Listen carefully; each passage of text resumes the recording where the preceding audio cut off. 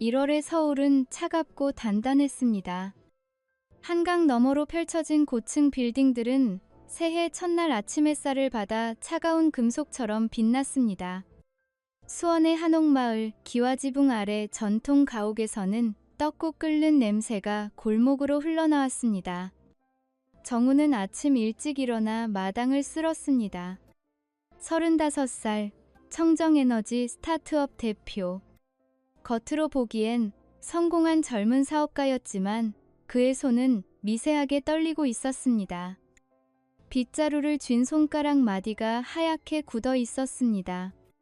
안방에서는 혜진이 화장을 고치고 있었습니다. 거울 속 그녀의 얼굴은 완벽했습니다. 붉은 입술, 정갈한 머리, 새로 산 한복에 선명한 색깔. 하지만 눈빛만은 어딘가 공허했습니다. 마치 오래전부터 다른 곳을 응시하고 있는 듯 했습니다. 여보, 준비 다 됐어요? 혜진이 방문을 열고 나왔습니다. 정우는 고개를 들지 않은 채 대답했습니다. 네. 곧 장모님 댁으로 갈게요. 짧은 대화. 예전에는 아침마다 커피를 함께 마시며 하루 계획을 나누던 부부였습니다. 지금은 필요한 말만 주고받았습니다. 언제부터였을까요? 침묵이 일상이 된 건. 차 안은 조용했습니다. 내비게이션 음성만이 간간히 방향을 안내했습니다. 정우는 운전대를 꽉 쥐었습니다. 혜진은 창밖을 보며 핸드폰을 만지작거렸습니다. 화면이 켜질 때마다 그녀는 몸을 살짝 틀어 각도를 가렸습니다. 수원 전통 한옥. 기와지붕 아래 넓은 대청마루가 있는 집이었습니다. 혜진의 어머니가 문 앞에서 기다리고 있었습니다. 환한 미소, 하지만 눈가의 주름은 깊었습니다. 왔구나, 혜진아. 정우 사위도 새해 복 많이 받으세요. 어머님, 새해 복 많이 받으세요. 정우는 고개 숙여 인사했습니다. 장모는 그의 어깨를 가볍게 두드렸습니다. 따뜻한 손길이었지만 정우는 그 안에서 묘한 무게를 느꼈습니다. 마치 이미 무언가를 알고 있는 듯한. 거실에는 이미 가족들이 모여 있었습니다. 수연, 혜진의 여동생이 먼저 눈에 들어왔습니다. 그녀는 조용히 앉아 아이에게 떡국을 먹이고 있었습니다. 준혁, 수연의 남편은 소파 구석에서 핸드폰을 들여다보고 있었습니다. 준혁은 38, AI 스타트업 CEO였습니다. 잘생긴 얼굴, 자신감 넘치는 말투. 하지만 오늘따라 그의 시선은 불안정했습니다. 정우와 눈이 마주치자 어색하게 웃으며 고개를 돌렸습니다. 형님, 새해 복 많이 받으세요. 그래요. 준혁 씨도. 식탁에 둘러앉았습니다. 떡국 김이 모락모락 올라왔습니다. 해물전골이 보글보글 끓었습니다. 웃음소리가 터져 나왔습니다. 겉으로는 화목한 명절 풍경이었습니다. 하지만 정우는 알고 있었습니다. 이 테이블 위의 웃음이 얼마나 얇은 껍데기인지. 8달 전부터 그는 조각조각 진실을 모아왔습니다. 은행 명세서, 호텔 영수증, 문자 메시지 조각들.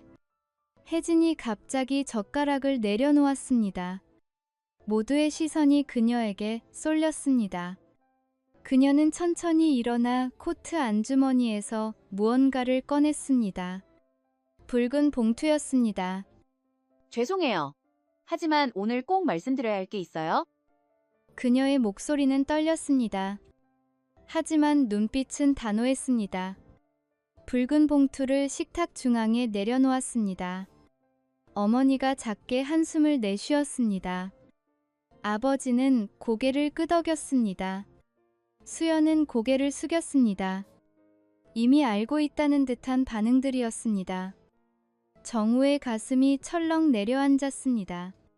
계획된 것이었습니다. 가족 모두가 공모한. 모든 시선이 정우에게 쏟아졌습니다. 그는 웃지도 화내지도 않았습니다.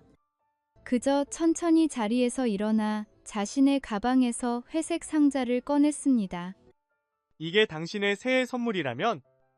그의 목소리는 차분했습니다. 너무 차분해서 오히려 섬뜩했습니다. 저도 온 가족께 드릴 선물이 있습니다. 회색 상자가 식탁 위에 놓였습니다. 떡국 그릇 옆에 붉은 봉투와 나란히 침묵이 흘렀습니다. 밖에서는 아이들의 웃음소리가 들렸습니다. 하지만 이 방 안은 얼어붙어 있었습니다. 정우는 상자 뚜껑을 열지 않았습니다. 아직은. 그는 혜진을 똑바로 바라보았습니다. 8개월 동안 사랑했던, 믿었던, 그리고 배신당한 그 얼굴을. 새해 첫날의 햇살이 창문을 통해 들어왔지만 이 집안은 어느 때보다 어두웠습니다. 8개월 전 5월의 서울은 실록으로 가득했습니다. 정우의 회사는 막 시리오스A 투자를 유치했습니다. 청정에너지 분야에서 주목받는 스타트업이었습니다. 그는 매일 밤 늦게 귀가했지만 행복했습니다. 그날도 오후 11시에 집에 도착했습니다. 거실 불은 꺼져 있었습니다. 침실 문이 살짝 열려 있었습니다. 혜진의 목소리가 새어 나왔습니다. 응, 끝났어. 내일 봐. 정우가 문을 열자 혜진이 화들짝 놀라며 핸드폰을 뒤집었습니다. 화면이 침대 시트에 묻혔습니다. 누구랑 통화했어요? 아, 회사 팀장이요? 내일 미팅 건. 너무 빠른 대답이었습니다. 정우는 그냥 넘어갔습니다. 아직은 의심하고 싶지 않았으니까요. 6월이 되자 혜진의 야근이 잦아졌습니다. 마케팅 대행사에서 일하는 그녀는 원래도 바빴지만 이번엔 달랐습니다.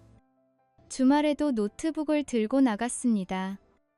향수 냄새가 예전과 달랐습니다. 어느 날 저녁, 정우는 우편함에서 신용카드 명세서를 발견했습니다. 자신의 이름으로 된 가족카드였습니다. 펼쳐보는 순간 손이 얼어붙었습니다.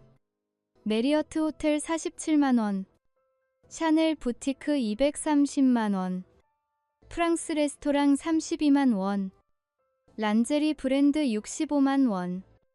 모두 평일 낮 시간대였습니다. 그가 회사에 있을 때였습니다. 정우는 명세서를 책상 서랍 깊숙이 넣었습니다. 아직 확신할 수 없었습니다. 혹시 회사 접대비일 수도 있다고 스스로를 설득했습니다. 7월 추석 연휴. 장모님 댁에서 온 가족이 모였습니다. 대청마루에 둘러앉아 송편을 빚었습니다. 웃음소리가 터져 나왔습니다. 정우는 준혁을 관찰했습니다. 준혁은 자리를 자주 떠났습니다. 화장실 간다며, 전화 받는다며, 한 번은 마당으로 나가 30분이나 돌아오지 않았습니다. 정우가 창문으로 내다보니 준혁이 담배를 피우며 누군가와 통화 중이었습니다. 얼굴에 이상한 미소가 번졌습니다. 10분 뒤 혜진도 자리를 떴습니다. 화장실 간다고 했습니다. 하지만 15분이 지나도 돌아오지 않았습니다. 정우가 슬쩍 일어나 복도를 걸었습니다. 뒷마당 쪽에서 웃음소리가 들렸습니다. 담벼락 모퉁이를 돌자 두 사람이 보였습니다. 혜진과 준혁. 너무 가까이 서 있었습니다. 준혁이 혜진의 어깨에 손을 올렸습니다. 혜진은 그 손을 치우지 않았습니다. 정우는 뒤로 물러섰습니다. 심장이 터질 듯 뛰었습니다. 하지만 목소리는 내지 않았습니다. 조용히 거실로 돌아와 자리에 앉았습니다. 수연이 그에게 송편을 건넸습니다. 형부, 드세요. 제가 직접 빚었어요. 고마워요. 수연의 눈빛이 이상했습니다. 슬픔과 미안함이 섞여 있었습니다. 마치 무언가를 알고 있는 듯 했습니다. 그날 밤 정우는 잠들지 못했습니다. 침대 옆에 누운 혜진을 바라봤습니다. 고른 숨소리, 평화로운 얼굴. 하지만 그 얼굴 뒤에 무엇이 숨어 있을까요? 다음 날, 정우는 대학 동기 시라에게 전화했습니다. 시라는 사설 탐정 일을 하고 있었습니다. 도와줄 수 있어? 무슨 일인데? 아내를 조사해야 할 것 같아. 전화 너머로 긴 침묵이 흘렀습니다. 시라는 한숨을 쉬었습니다. 형, 확실해? 한번 시작하면 돌이킬 수 없어. 알아. 그래도 해야 해. 일주일 뒤 시라가 첫 보고서를 보내왔습니다. 사진 3장이었습니다. 메리어트 호텔 입구. 혜진이 검은 원피스를 입고 들어가는 모습. 그 옆에는 준혁이 있었습니다. 손을 잡고 있었습니다. 정우는 사진을 보며 눈물을 흘리지 않았습니다. 오히려 차분해졌습니다. 분노는 나중이었습니다. 지금은 증거가 필요했습니다. 8월 말, 정우는 혜진의 낡은 노트북을 열었습니다. 비밀번호는 그들의 결혼 기념일이었습니다. 아이러니했습니다. 이메일 계정에 로그인했습니다. 스팸 메일함에 숨겨진 메일들이 있었습니다. 준혁의 개인 메일이었습니다. 다음 주 목요일 같은 장소.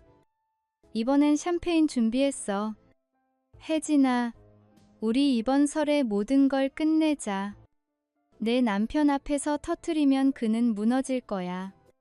정우는 화면을 응시했습니다. 손이 떨렸습니다. 키보드 위에 주먹을 내리쳤습니다. 하지만 소리는 내지 않았습니다. 그는 메일을 캡처했습니다. USB에 저장했습니다. 그리고 시라에게 다시 전화했습니다. 준혁도 조사해줘. 회사 재정, 개인 계좌, 전부. 9월, 시라가 폭탄을 터뜨렸습니다. 준혁은 회사 투자금을 빼돌리고 있었습니다. AI 스타트업 자금 3억 원 중 1억 2천만 원이 사라졌습니다. 호텔비, 명품, 고급 레스토랑.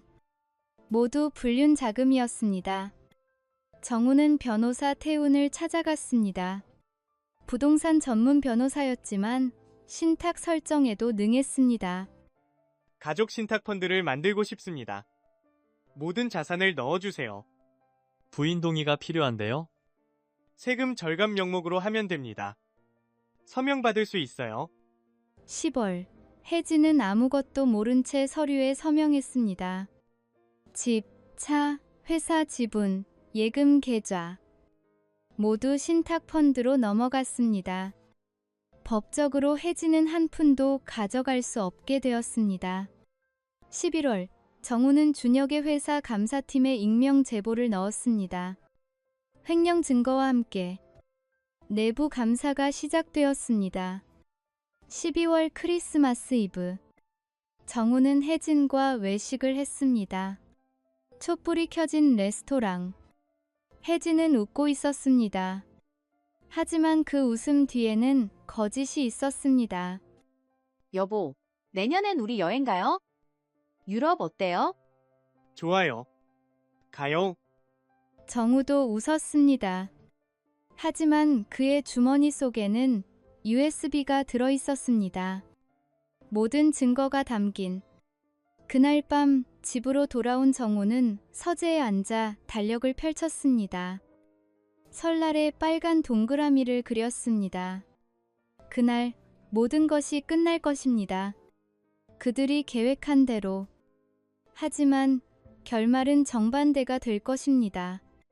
정우는 창밖을 바라봤습니다. 서울의 겨울밤은 차가웠습니다. 하지만 그의 가슴은 더 차가웠습니다. 복수는 이미 시작되었습니다. 1월 1일 아침, 회색 상자가 식탁 위에 놓여 있었습니다. 정우는 뚜껑을 열지 않았습니다. 그저 혜진을 그녀의 손은 붉은 봉투 위에 얹어져 있었습니다. 정우 씨, 우리 이제 끝내요. 서로를 위해서. 혜진의 목소리는 떨렸지만 눈빛은 단호했습니다. 장모가 고개를 끄덕였습니다. 장인은 한숨을 쉬었습니다. 수연은 고개를 숙인 채 아무 말도 하지 않았습니다. 준혁이 소파에서 일어나 정우에게 다가왔습니다. 손을 내밀었습니다. 형님, 힘든 결정이셨을 텐데 잘 받아들여 주시면 감사하겠습니다. 정우는 그 손을 보지 않았습니다.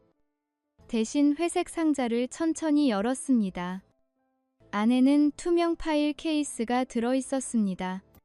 사진 한 장이 맨 위에 있었습니다. 메리어트 호텔 입구. 혜진과 준혁이 손을 잡고 들어가는 모습. 혜진이 입은 검은 원피스는 정우가 결혼기념일에 선물한 것이었습니다. 식탁이 조용해졌습니다. 혜진의 얼굴이 하얗게 질렸습니다. 준혁은 손을 거두고 한 걸음 뒤로 물러섰습니다.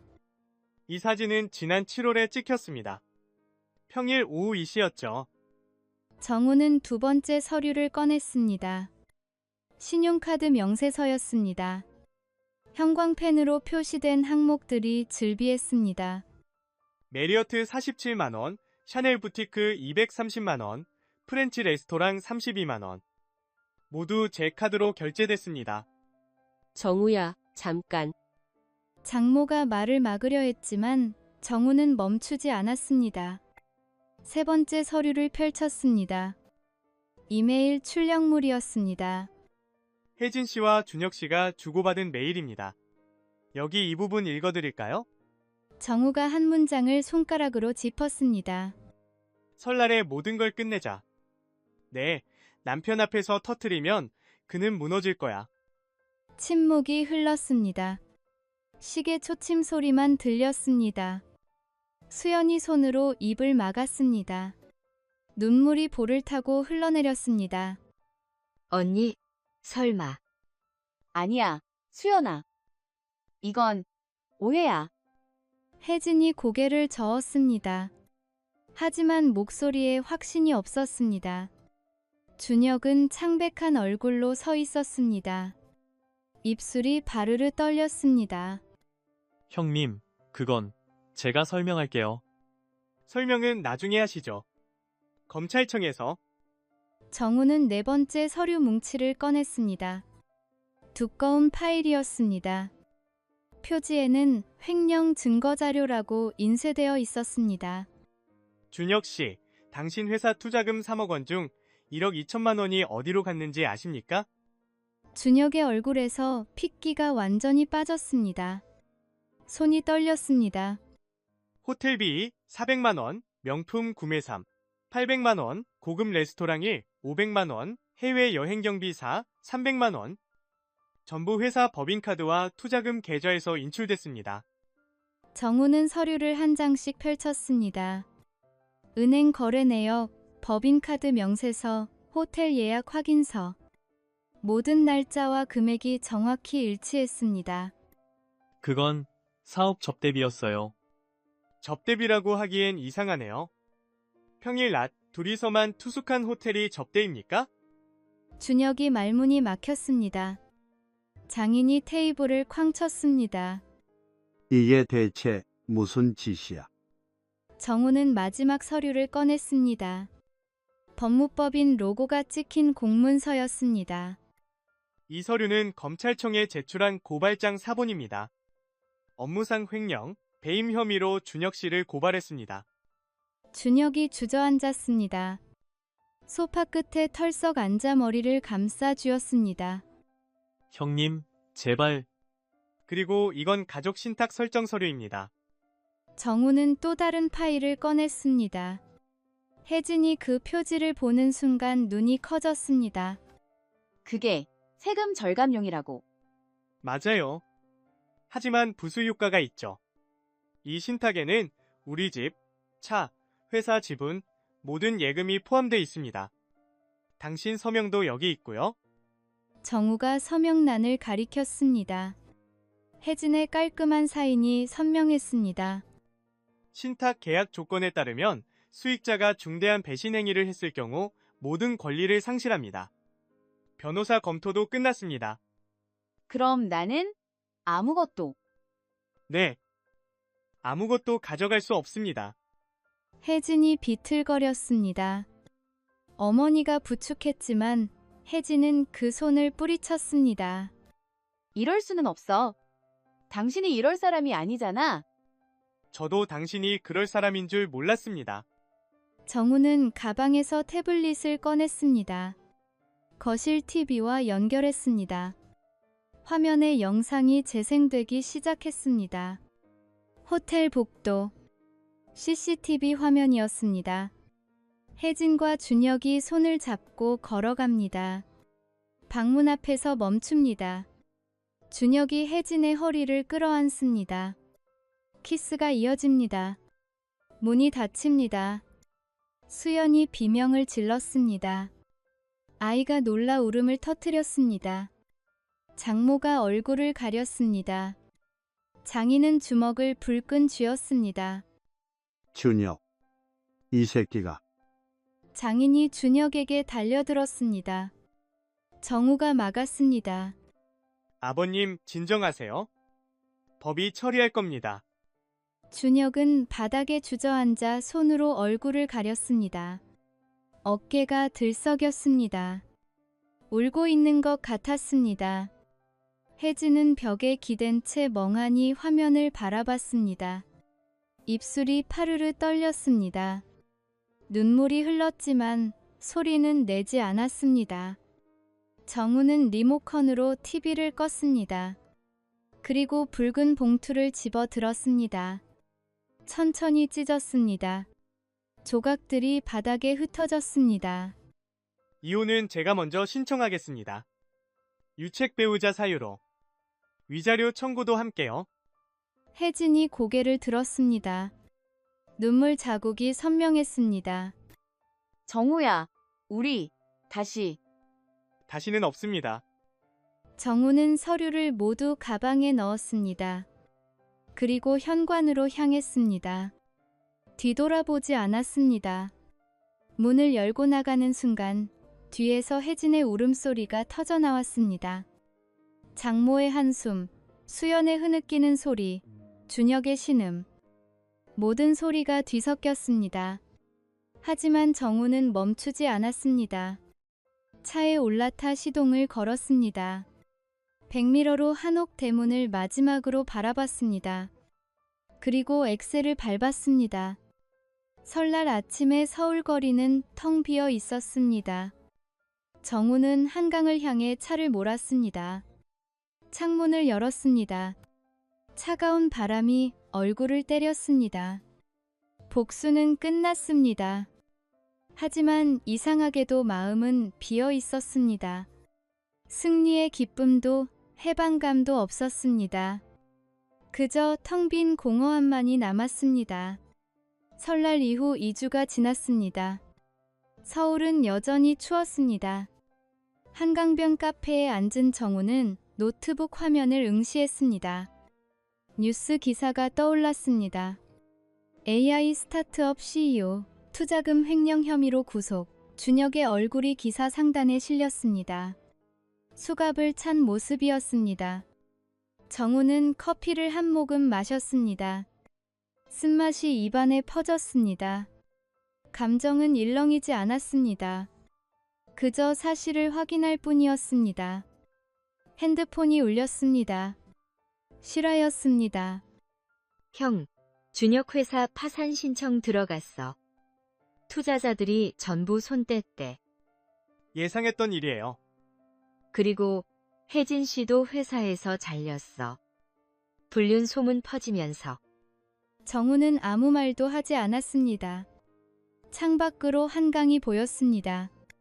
얼음이 떠다니고 있었습니다. 형, 괜찮아? 괜찮아요. 고마워요, 실아. 전화를 끊었습니다. 정우는 핸드폰을 내려놓고 다시 창밖을 바라봤습니다. 승리했습니다. 하지만 왜 이렇게 공허할까요? 3주차. 수연이 정우에게 연락했습니다. 조용한 카페에서 만났습니다. 수연의 얼굴은 수척했습니다. 눈 밑에 다크서클이 짙었습니다. 형부, 저 이혼 소송 시작했어요. 알아요. 잘한 결정이에요. 아이 양육권은 제가 가져갈 거예요. 준혁이 동의했어요. 수연이 손수건으로 눈가를 닦았습니다. 눈물이 멈추지 않았습니다. 저 형부한테 사과하고 싶어요. 진작 말했어야 했는데 알고 있었어요? 작년 여름부터요. 집에서 준혁이 전화 통화하는 거 우연히 들었어요. 언니 이름이 나와서. 수연이 고개를 숙였습니다. 어깨가 떨렸습니다. 말했어야 했는데 가족이 깨질까봐 무서웠어요. 미안해요, 형부. 수연 씨 잘못 아니에요. 이제 앞만 보세요. 정우는 차갑게 말했지만 목소리는 부드러웠습니다. 수연은 고개를 끄덕이며 일어났습니다. 뒤돌아보지 않고 카페를 나갔습니다. 한 달 후, 정우의 변호사 태훈이 사무실로 전화했습니다. 준혁 씨 1심 선고 났습니다. 징역 3년, 집행유예 5년. 실형은 아니네요. 배임 금액이 크지만 초범이고 일부 변제 의사를 밝혀서요. 하지만 사회적으론 끝났죠. 정우는 고개를 끄덕였습니다. 법은 최소한의 처벌만 했습니다. 하지만 사회는 더 냉혹했습니다. 준혁의 SNS는 폐쇄됐습니다. 링크드인 프로필도 사라졌습니다. 스타트업 커뮤니티에서 그의 이름은 금기어가 됐습니다. 누구도 그를 고용하지 않았습니다. 어느 날 저녁, 정우는 편의점 앞에서 준혁을 마주쳤습니다. 준혁은 후드를 깊이 눌러쓰고 있었습니다. 수염이 덥수룩했습니다. 눈빛은 초점을 잃었습니다. 형님, 준혁이 다가왔습니다. 술 냄새가 났습니다. 정우는 한 걸음 뒤로 물러섰습니다. 제발 고소 취하해 주세요. 제가 잘못했어요. 이미 늦었어요. 형님, 제발. 저 이제 아무것도 없어요. 회사도, 집도, 가족도. 그건 당신이 선택한 결과예요. 정우는 돌아섰습니다. 준혁의 울음소리가 뒤에서 들렸습니다. 하지만 정우는 멈추지 않았습니다. 6주 차. 혜진에게서 편지가 왔습니다. 손글씨였습니다. 종이가 구겨져 있었습니다. 눈물 자국인지 얼룩이 있었습니다. 정우야, 미안해. 정말 미안해. 나는 왜 그랬을까? 되돌릴 수 있다면. 하지만 이미 늦었지. 나는 이제 부모님 집에서 살아. 친구들은 전부 연락을 끊었어. 회사에선 잘렸고. 언니도 날 보려 하지 않아. 나는 매일 후회해. 하지만 용서를 바라진 않아. 그냥 너만은 행복했으면 좋겠어. 정우는 편지를 천천히 접었습니다. 그리고 서랍에 넣었습니다. 답장은 쓰지 않았습니다. 2개월 후, 정우의 회사는 새로운 투자를 유치했습니다.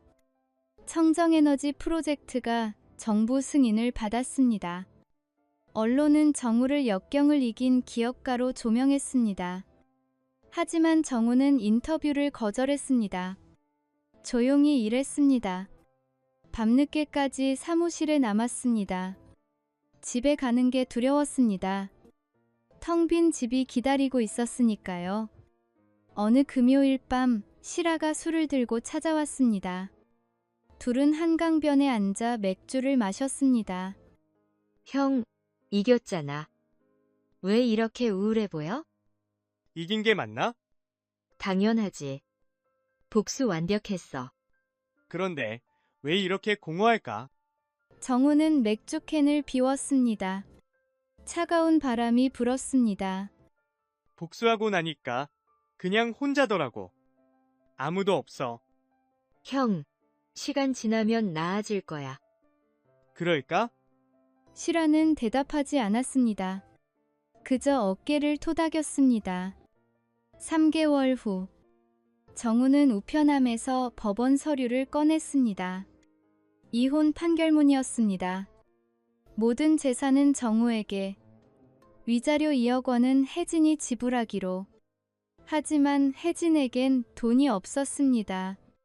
정우는 서류를 책상에 놓았습니다. 그리고 창밖을 바라봤습니다.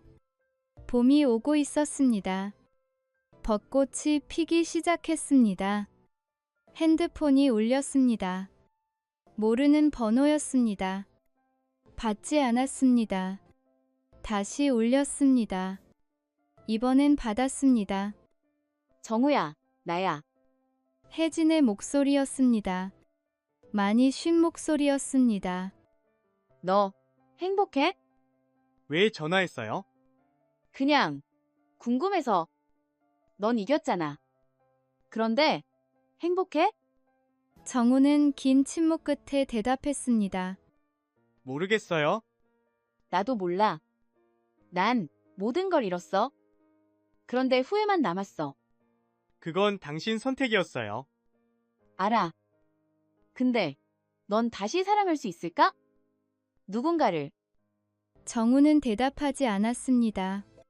전화를 끊었습니다. 핸드폰을 책상에 내려놓았습니다. 밤이 깊어갔습니다. 서울의 불빛이 창문 너머로 반짝였습니다. 정우는 소파에 앉아 천장을 바라봤습니다. 복수는 끝났습니다. 그들은 대가를 치렀습니다. 하지만 정우의 마음에는 여전히 상처가 남아 있었습니다. 그 상처는 승리로도 치유되지 않았습니다. 정우는 눈을 감았습니다. 내일은 또 다른 하루가 올 것입니다. 그는 일어나 회사로 갈 것입니다. 일하고 먹고 잘 것입니다. 하지만 그 안에 행복은 없을 것입니다. 아직은 6개월이 흘렀습니다. 가을이 왔습니다. 서울 하늘은 높고 맑았습니다. 정우는 회사 옥상 정원에 서 있었습니다. 손에는 따뜻한 커피가 들려 있었습니다. 청정에너지 프로젝트가 성공적으로 진행되고 있었습니다. 직원은 20명에서 50명으로 늘었습니다. 투자금도 추가로 유치했습니다. 언론은 정우를 차세대 친환경 리더라고 불렀습니다. 하지만 정우는 여전히 혼자였습니다. 퇴근 후 빈 아파트로 돌아갔습니다. 저녁은 간단히 해결했습니다. 밤에는 책을 읽거나 영화를 봤습니다. 주말엔 한강을 걸었습니다. 외롭지 않냐고 시라가 물었습니다. 정우는 고개를 저었습니다. 외로움과 평화는 다르다고 대답했습니다. 어느 토요일 수연에게서 연락이 왔습니다. 카페에서 만났습니다. 수연은 예전보다 밝아 보였습니다. 짧게 자른 머리가 잘 어울렸습니다. 형부, 오랜만이에요. 그러네요. 잘 지냈어요? 네. 이혼 확정됐어요. 아이 양육권도 제가 가졌고요. 수연이 핸드폰으로 아이 사진을 보여줬습니다. 유치원 운동회 사진이었습니다. 아이는 환하게 웃고 있었습니다. 새 직장도 구했어요. 작은 출판사인데 마음에 들어요. 다행이네요. 형부 덕분이에요. 형부가 용기를 줬어요. 수연 씨가 강했던 거예요. 수연이 미소 지었습니다. 그리고 가방에서 봉투를 꺼냈습니다. 이거 언니가 전해달래요. 정우는 봉투를 받았습니다. 열지 않았습니다. 언니, 지금 부모님 댁에 있어요. 작은 카페에서 아르바이트 하고요. 그렇군요. 형부, 언니 용서 안 해줄 거예요? 정우는 커피를 한 모금 마셨습니다. 그리고 천천히 말했습니다. 용서는 제가 할 수 있어요. 언젠가는. 하지만 돌아가진 않을 거예요. 그건 다른 문제니까요. 알아요. 그냥 언니가 많이 후회하고 있어서요. 그것도 언니 몫이에요. 제가 대신해 줄 수는 없어요. 수연이 고개를 끄덕였습니다. 더 이상 묻지 않았습니다. 저녁, 정우는 집에서 혜진의 편지를 펼쳤습니다. 손글씨였습니다. 잉크가 번진 곳이 있었습니다. 정우야, 안녕. 잘 지내고 있니? 나는 그럭저럭 살고 있어. 매일 후회해. 하지만 이제 내 탓은 안 해. 내가 선택한 거니까. 넌 잘못한 게 없어. 나만 잘못했어. 카페에서 일하면서 사람들 보면 생각해. 평범한 게 얼마나 소중한지. 난 그걸 다 버렸어. 바보 같았어. 이제 와서 미안하다고 해도 소용없겠지. 그래도 쓸게. 미안해. 그리고 행복했으면 좋겠어. 진심으로. 혜진. 정우는 편지를 접었습니다. 서랍에 넣지 않았습니다. 책상 위에 놓았습니다. 언젠가 답장을 쓸지도 모른다는 생각이 들었습니다. 하지만 지금은 아니었습니다. 며칠 후 정우는 시라와 저녁을 먹었습니다. 조용한 이자카야였습니다. 사케를 마시며 이야기를 나눴습니다. 형, 요즘 어때? 괜찮아. 일도 잘 풀리고.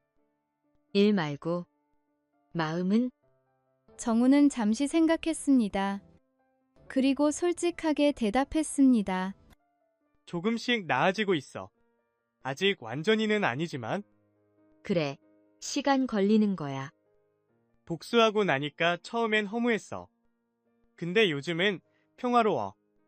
그게 정상이야. 복수가 행복을 주진 않거든. 그럼 뭐이죠? 정의? 균형? 뭐 그런 거? 정우가 웃었습니다. 오랜만에 진심으로 웃었습니다. 너 철학자 다 됐네. 형 덕분이지. 형 보면서 배웠어. 겨울이 다가왔습니다. 12월, 크리스마스 시즌이었습니다. 정우는 자선단체에 기부했습니다. 이름 없이 조용히. 혜진과 살던 아파트를 처분했습니다. 작지만 따뜻한 오피스텔로 이사했습니다. 새 집은 심플했습니다. 책장, 책상, 침대. 필요한 것만 두었습니다. 창문으로 한강이 보였습니다. 정우는 그 풍경이 마음에 들었습니다. 어느 일요일 오후 정우는 서점에 갔습니다. 에세이 코너를 둘러봤습니다. 한 권을 집어들었습니다. 용서에 관하여라는 제목이었습니다. 카페에 앉아 책을 읽었습니다. 한 구절이 눈에 들어왔습니다. 용서는 상대를 위한 게 아니라 나를 위한 것이다. 분노의 사슬에서 벗어나기 위한. 정우는 책을 덮었습니다. 창밖을 바라봤습니다. 눈이 내리기 시작했습니다. 하얀 눈송이가 천천히 떨어졌습니다. 새해가 밝았습니다. 정우는 혼자 떡국을 끓였습니다. 작은 식탁에 앉아 조용히 먹었습니다. TV는 켜지 않았습니다. 그저 창밖 풍경을 바라봤습니다.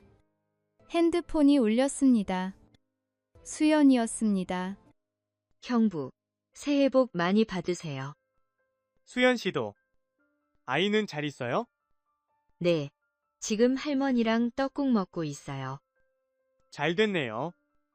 형부도 올해는 좋은 일 많이 생겼으면 좋겠어요. 고마워요. 전화를 끊고 정우는 미소 지었습니다.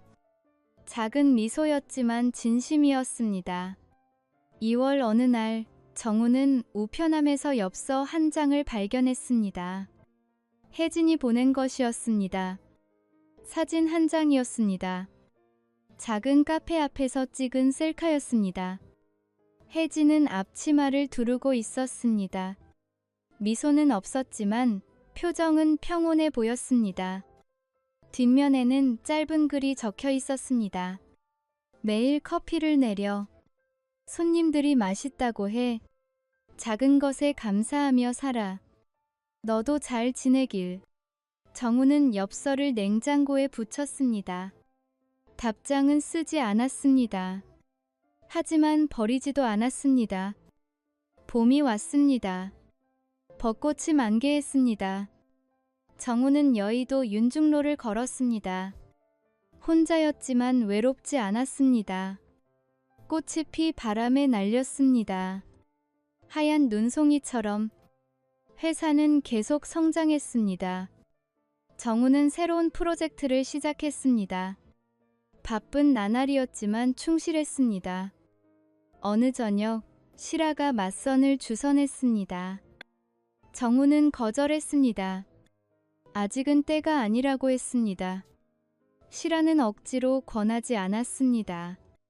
준비되면 얘기해. 좋은 사람 많아. 고마워. 그때 되면 부탁할게. 정우는 진심으로 말했습니다.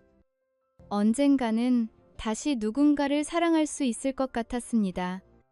하지만 서두르지 않았습니다. 1년이 지났습니다. 다시 설날이 왔습니다. 정우는 수원에 가지 않았습니다. 대신 봉사활동에 참여했습니다. 노인정에서 떡국을 나눠줬습니다. 할머니들이 고맙다며 손을 잡았습니다.